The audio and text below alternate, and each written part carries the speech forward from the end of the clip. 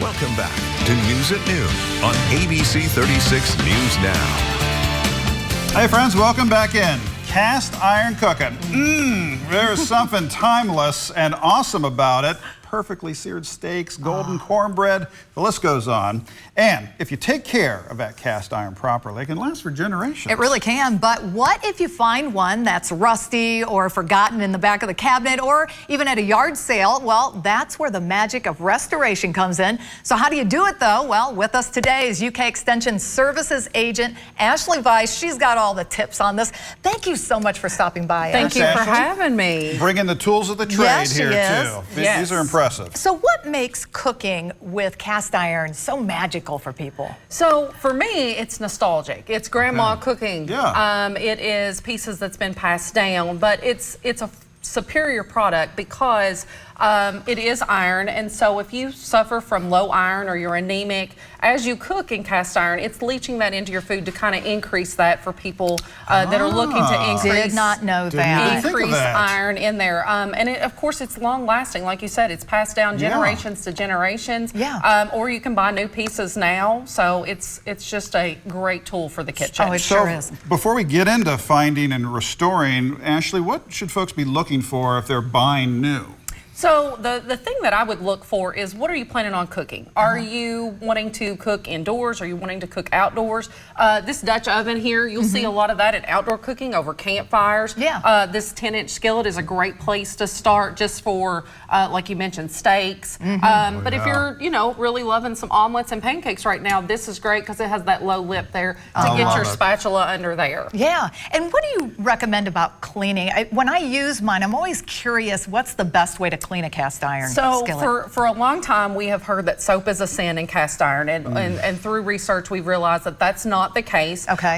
Just cleaning it after you use it is the key. Don't set it and forget it. Using a mild detergent, rinsing it out, is the best way to go, making sure that it's dried out after you use it, because this isn't a piece of cookware that you can set in your sink and let soak, and obviously the dishwasher is a big no-no. Right. Yep. So what if someone sat it and forgot it for decades, and we run into a beautiful piece but in need of some TLC? How do we bring it back? So over here I've got a set of gloves, a abrasive sponge, just some soap, and you have some salt too. Salt is a great exfoliator also on that to get some things off just for your everyday cleaning, but some baking soda. We recommend making a paste, scrubbing that out, rinsing, seeing where you are, and just keep going. It takes a little bit of elbow grease to get out of that rust era. When you're complete and you've got it back to this black sheen that you see, you want to coat it with a light coating of oil.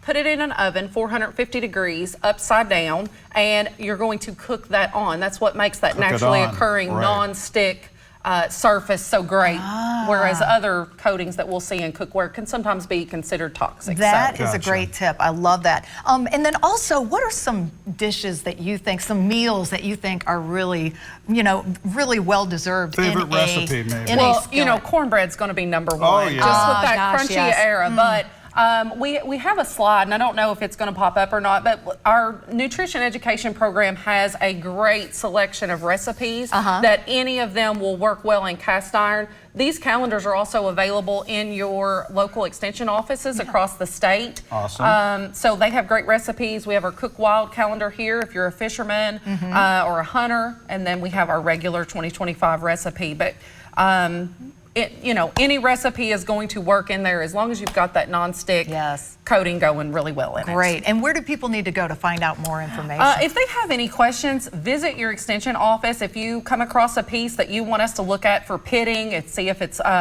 sitting level, we can help you out and see where you need to go with it. But any local extension office will be available to answer any questions that they have. Awesome. Talk about magic. I mean, I don't know how the UK Extension offices are experts on thousands and thousands of topics, but you all are. Yes, you are. We're research-based, and we have the experts that do the work, and we're there to share it. Well, we're glad that you all came in, and we appreciate you being here today. And thanks for the tips. Thank you for having me.